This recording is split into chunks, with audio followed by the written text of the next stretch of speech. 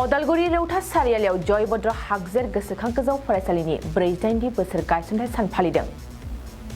बर' रावखौ बिजों महरै गायसननाय एबा बर' बिजोंजों फरायसाफोरखौ गोथार सोलोंथाइ होनायनि थांखिजों गायसननाय मोनसे समनि बोखावजायै दरं जिल्ला आथिखालनि अदालगुरि जिल्लानि रौता सारियालियाव बर' बिजोंनि गिबिसिन गायसनजानाय जयभद्र हागजेर गोसोखां गोजौ फरायसालिया दिनै 48 बोसोर आबुं महराव मोनबाय।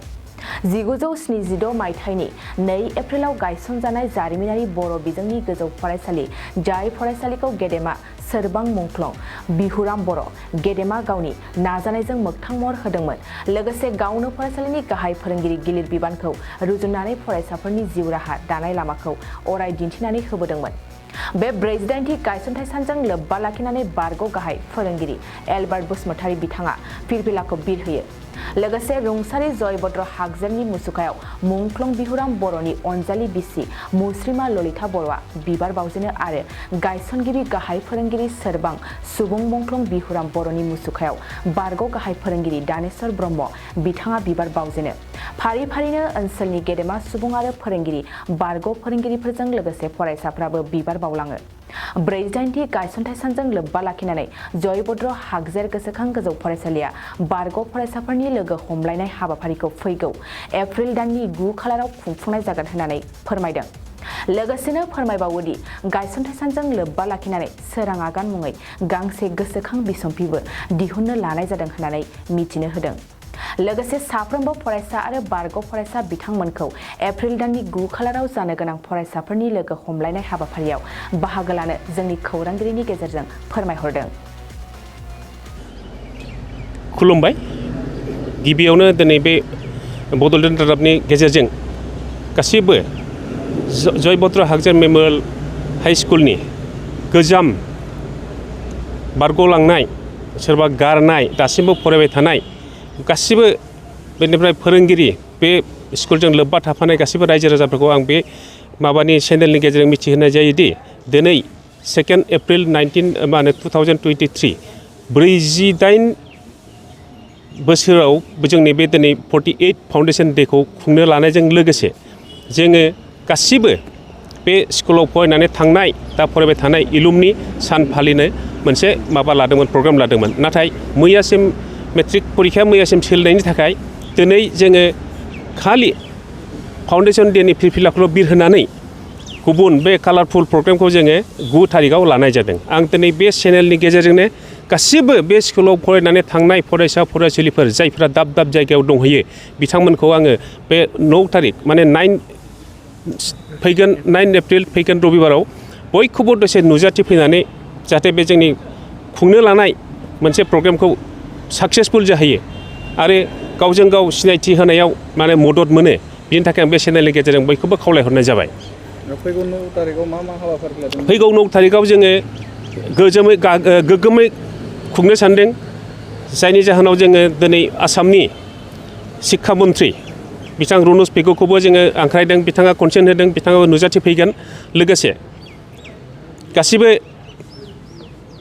खाथि खालायाव थानाय जोंनि माने मा होनो बेखौ MLA EM बिथांमोनखौबो हांख्रायनाय जादों। बिथांमोनाबो कनसेन्ट होदों फैगोन। नंखायनो गासिबो फैयोब्ला जोंनि गासिबो फरायसालिफोरखौ आं नंखायनो बहाय सोरबा मेट्रिक पास जालांनाय बा माबानाय सोरबा साख्रि मावनायल' नङा जायफ्रा फरायदोंमोन बहाय दसेनि थाखाय क्लास मोनसे मोननैनि थाखाय फरायदोंमोनब्ला बिथांमोनखौबो आङो बे माबायाव फैगौ रबिबाराव 9 थारिख खालि फैनानै दसे समनि थाखाय नुजाथि फैनानै जोंनि बे खुंनो लानाय एलुमनि मिट टुगेदारखौ साक्सेसफुल जाहैयो। बिनि थाखाय जोङो गांसे गोसोखां बिजाबबो दिहुननो आखायाव लादों। नंखायनो आं बे चेनेलनि गेजेरजों बयखौबो जायफ्रा खबर मोनाखै बिथांमोनखौबो हायोब्ला मोनसे गावनि बे स्कुलाव फरायनानै थांनायाव बिथांमोननि मोन्दांथि लोगोसे बिथांमोना माबा जुदि आर्टिकेलफोर खन्थाइफोर रायथाइफोर हरोब्ला बिथांमोनखौबो गोख्रै हरनो थाखाय आङो बे चेनेलनि गेजेरजों खावलायनाय जाबाय। गोजोन्थों। दा आंजों लोगोसे जोंनि बे मेगाजिननि चिफ इडिटराबो दङ बिथां धनु बसुमतारी बिथांखौबो आं फंनैसो बुंनो खावलायनाय जाबाय। फारिनि सोमोन्दै जों बुंनो थाङोब्ला जोंहा दिनै जिथु 2 एप्रिल बे एप्रिला जाबाय जोंहा जयभद्र हागजेर जि गेदेमा बै समनि आसाम सरकारनि सोलोंथाइ मन्थ्रि आरो बर' बिजोंखौ बर' रावखौ बिजों महरै गायसननो बिथांनि गोगोम बिहोमा दंमोन। बे थांखिजोंनो बिथांनि मुंखौ अराय जुगामि खालामनो थाखाय बे फरायसालिनि मुंखौ जयभद्र हागजेर मेम'रियेल बा गोसोखां गोजौ फरायसालि होननानै दोननाय जादों।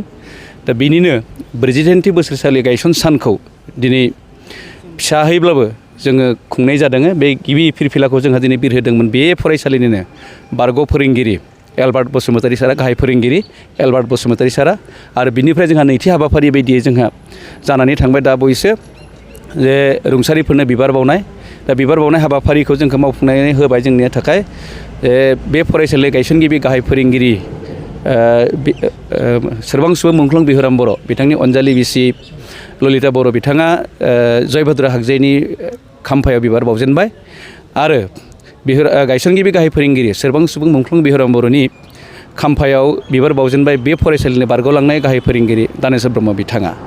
दा बेजों लोगोसे जों दिनै खुंनो सानदोंमोनब्लाबो दिनैनो जोंनि हाबाफारिया जानांगौमोन एलुमनि बा बारग' फरायसाफोरनि लोगो हमलायनाय बे हाबाफारिया जागौमोन। नाथाय मैयानि समसिम फरायसालिनि जोबथा आनजाद अर्थात मेट्रिक आनजादा थानायखाय जोङो बेखौ खुंफुंजोबनो हायाखिसै। मानोना गोबां गभर्नमेन्टनि प्रट'कल थानायनि थाखाय जों खामानि मावनो हायैनि थाखाय जोंनि गेट टुगेदार प्रग्रामखौ फैगौ 9 अक्ट'खालि लानाय जादों। बे 9 अक्ट'खालि जों आसा खालामनाय बायदियै, जों लुबैनाय बायदियै बा जोंनि हांख्रायनाय बायदियै आलासि गेदेमा बिथांमोना फैनो थाखाय जोंनो रादाय होखाबाय। बेनि अनगायैबो जोङो नैबे हाबाफारिजों लोब्बा लाखिनानै सोरां आगान मुङै गांसे सबिनर बा गोसोखां बिजाब जों दिहुननो आखायाव लादों। बेनि हाबाफारिया 90% जोंहा जाफुंबाय। थेवब्लाबो जों बेहाय मोनसे हाबाफारिखौ जों लाफादों बा मोनसे फारिलाइ जों सोनानै होदों जे बे फरायसालियाव फरायनाय बा फोरोंगिरि बिथांमोननि एक्सपिरियेन्स बा रोंमोनथायखौ फोरमायनो थाखाय। दा बे मोनसे जोंनि थाखाय जुनिया मोनसे बे फारिलाइ जानानै दङ। बेनिफ्राय फैबाय थानाय जितु 9 अक्ट' बे अक्ट'खालि जोंनि प्रग्रामा जागोन फुंनिफ्रायनो। बेहाय जोङो गासै 48 बोसोर बारलांनायनि थाखाय मुङाव जों मोन 48ता फिरफिला बिरहोनाय जागोन। बेनिफ्राय जोङो फुंनि 10 बाजिनिफ्रायनो जोंनि गेट टुगेदार बा गोदान फरायसाफोरनि लोगो हमलायनाय बे हाबाफारिखौ जों मावफुंगोन। अदेबानि दिनै दा जों जितु बिबार बावबाय, बिबार बावखांनायनि उनाव जों दिनै मोनसे हाबाफारि जों लादेरबावगोन। बे हाबाफारिया जाबाय जोंनि गोजाम आरो आथिखाल फरायबाय थानाय फरायसाफोरजों जोङो सिनायथि जालायनाय आरो जोंनि बारग' फोरोंगिरिफोरजों जों सिनायथि लालायनाय हाबाफारिखौ जों दा लानो थांगासिनो दङ। बेनि गेजेरजों जों बेखौनो रादाब हरनो लुबैयो जे बे हागजेर मेम'रियेल गोजौ फरायसालिया बै समनिफ्रायनो बर' बिजोंनि गेजेरजों बर' रावखौ फोथांनानै लाखिदों। बर' बिजों फरायनायनि गेजेरजों बा बर' मिडियाम फरायनायनि गेजेरजों फरायसाफोरखौ गावनि जिउ राहा दानायनि लामाखौ दिन्थिनानै होबोदों आरो उननि समबो बे होबाय थागोन। आरो बे जों बर' बिजोंखौ जों फोथांनानै लाखिनांगोन बेखौनो आङो फोरमायनो सानो। 2023-24 सोलोंथाइ बोसोरनि थाखाय गोदान मुं थिसननाय लानानै फैदों बड'लेण्ड एकाडेमि सिनियर सेकेन्डारि फरायसालिया। क'क्राझार जिल्लानि तिनिआलियाव थानाय बर' बिजोंनि बड'लेण्ड एकाडेमि सिनियर सेकेन्डारि फरायसालिया दायो केजिनिफ्राय 9 थाखोसिमनि गोदान मुं थिसननायखौ लागासिनो। बड'लेण्ड एकाडेमि सिनियर सेकेन्डारि फरायसालियाव गुनगोनां सोलोंथाइ होनायजों लोगोसेयैनो नोंथांमोना बे फरायसालियाव थानाय जानायनि हस्टेल खाबुखौ मोननो हागोन।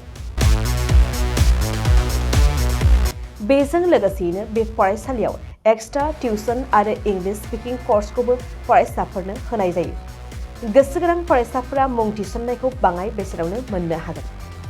बेनिखायनो बड'लेण्ड एकाडेमि सिनियर सेकेन्डारि फरायसालियाव फरायसा एबा नोंथांमोनहा मुं थिसननायनि बागै मिन्थिनोब्ला नैबे मबाइल नम्बर 9101488399 नङाब्ला थोंजों फरायसालियाव थांनानै खौरां लाहैनो हागोन।